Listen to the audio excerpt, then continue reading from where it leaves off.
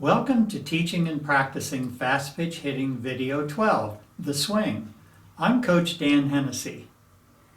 The purpose of video number 2 was to show you, the team's coach, the basic swing fundamentals I teach. The purpose of this video 12 is to help you teach them to your players. For best results, be sure to present this information to your players only after you've taught them the fundamentals in video 1 and they've practiced them.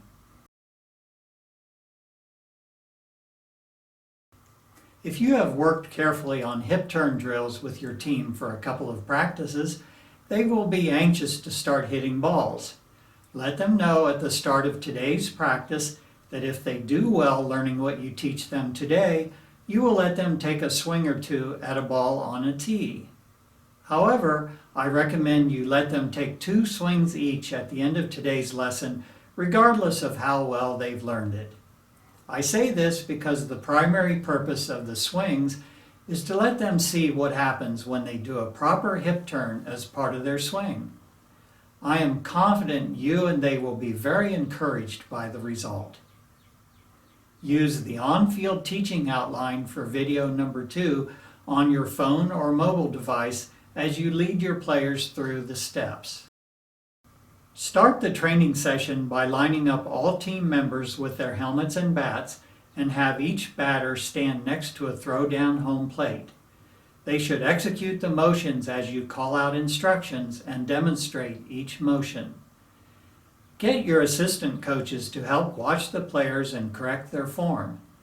Demonstrate and describe the setup of the arms, hands, and bat in detail.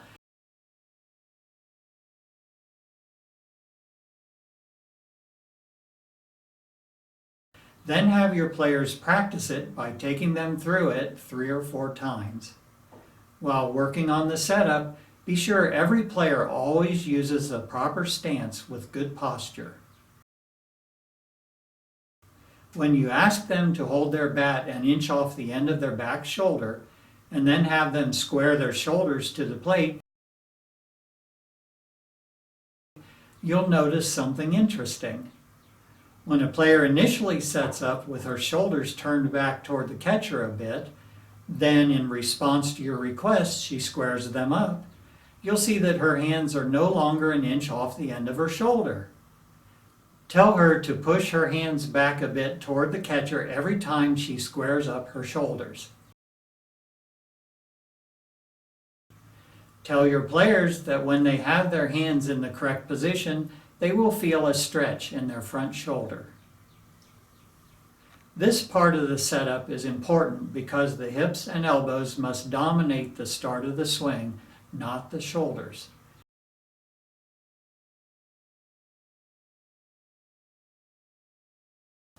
But if the hands are set up straight out from the back shoulder, it encourages the shoulders to start too early in the swing's motion, destroying the huge advantage our swing has over the typical swing. To relax their shoulders and arms during setup, have your players lift their shoulders, then push them back, then push them down. Keep them relaxed until after the elbows have started forward. The height of the hands as the swing starts is critical. At setup, have the players turn their heads toward the catcher to be sure the top of their hands are just below their chin. Then don't move them up or down. Help them determine the right level and ask them to memorize the look and feel of it so it will become a habit, because they shouldn't look at their hands while in the batter's box during a game.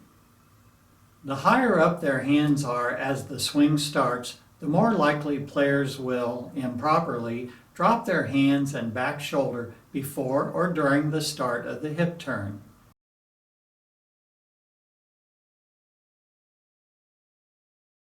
On the other hand, if the hands are a bit too low as the swing starts, the player will have to move them somewhat upward at the start, which also encourages an early drop of the hands and back shoulder. The bottom line is that we want both shoulders to move parallel to the ground for an inch or two as they start to turn, just as the hips fire.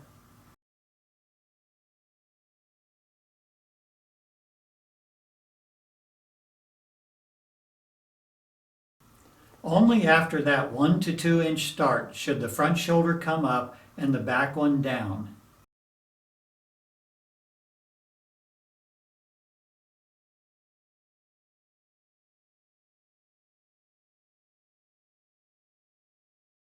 To be clear, the early drop of the back shoulder and corresponding rise of the front shoulder is the most serious and frequent cause of ineffective swings.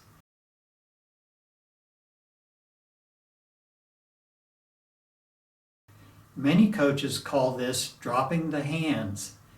It makes the movement of the torso early in the swing look like a pendulum, whereas a good swing is frequently called a level swing because the upper body stays much more level early in the swing.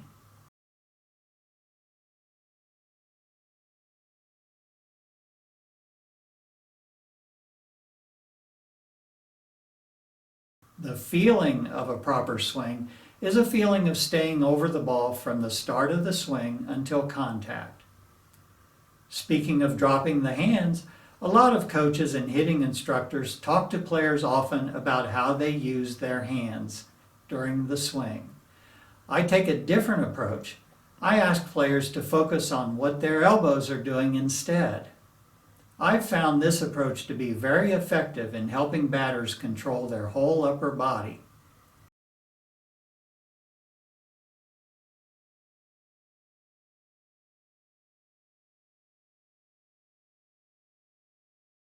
If they move their elbows properly, their shoulders, arms, hands, and bat will usually work right, whereas giving separate instructions about how and when to move all of those body parts and the bat can be frustrating, especially during the critical time when players are learning a new swing.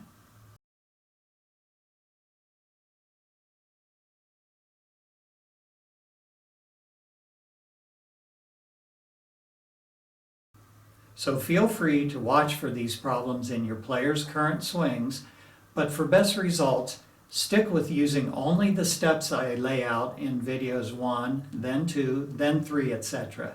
Although it is important for you to know what I just explained about improper movements of shoulders and hands, avoid asking your players to control their shoulders or hands during the swing.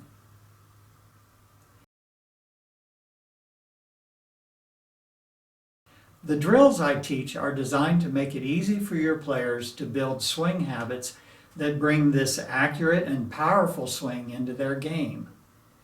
Using my drills will save you and your players a lot of time and effort at practice and bring wonderful results.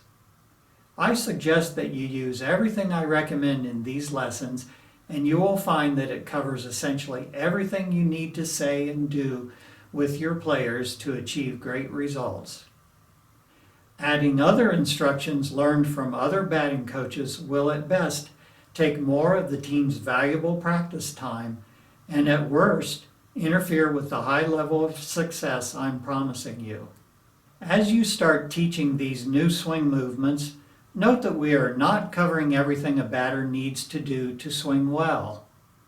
Instead, we are breaking up the instructions into pieces that provide effective learning and a sense of accomplishment along the way. The imperfect swings your players will be doing today will take them a long way toward being able to execute excellent swings later. So simply present the concepts I've outlined in the video and the on-field teaching outline for video number 2 from my website, avoiding for now a lot of detailed corrections to your players' swings, but moving steadily to our final goal for this practice, which is swinging at a ball on a tee, using the hip turn drill along with a conservative swing motion from the upper body.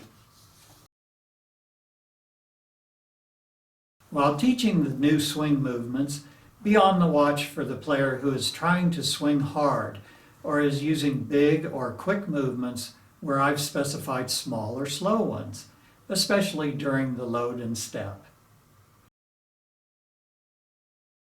Ask them to think about doing only what you are asking them to do and to go through load, step, lift, and fire with a feeling of being a robot.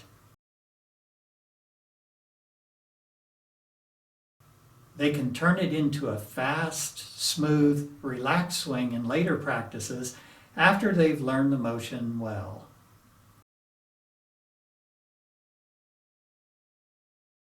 As you initially have your players incorporate their shoulders, arms, hands, and bat into the swing, we want them to do very little at first with these upper body parts and bat.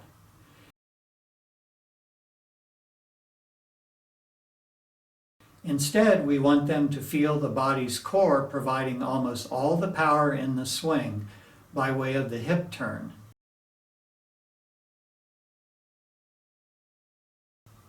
They should feel like the hips are pulling these body parts and bat through the swing.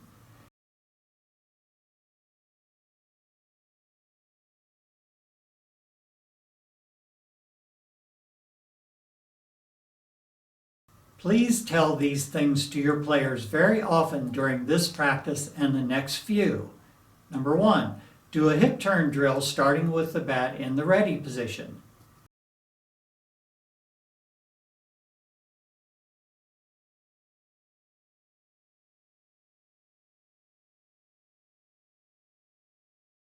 Number 2, do not intentionally start your shoulders turning. Let them start turning when the hip turn makes them turn.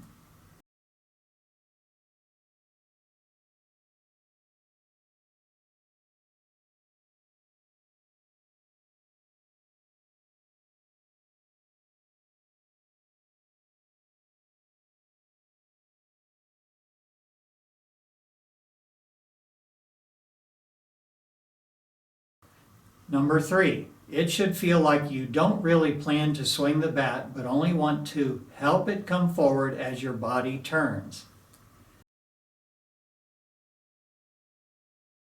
Number 4, let the bat head fall toward the ball. Don't try to guide it with your hands.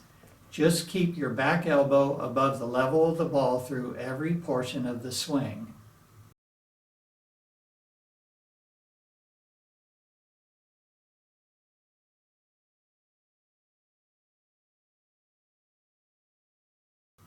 Number 5, keep your elbows bent as you slide them forward while your hips and shoulders turn.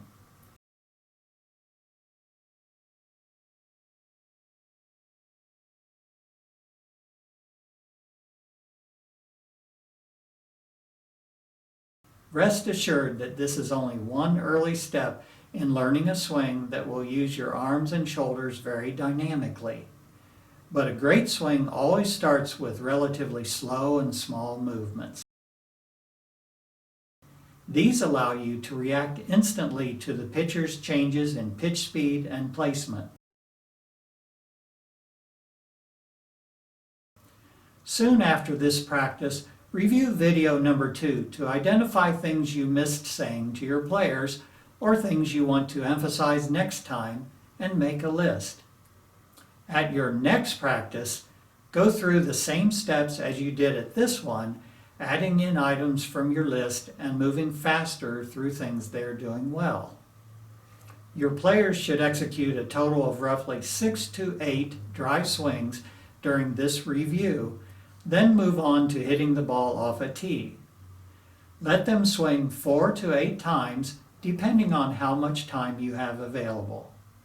Have them do a hip turn drill before each swing. Remind them that their swing should feel mostly like just another hip turn drill. After those 2 practices of video number 2, start teaching video number 3, the handshake grip, long punch drill, and fire. From this point forward, use dry swing sparingly and hit off a tee regularly.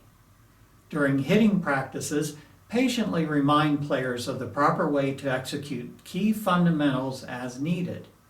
Minimize explanations of what they are doing wrong, instead reminding them of what to do correctly. Repetition should never be thoughtless. Every swing should be done with 1 or 2 fundamental movements in mind. Never tell players to simply take 10 swings, or 5 or 20 or 30.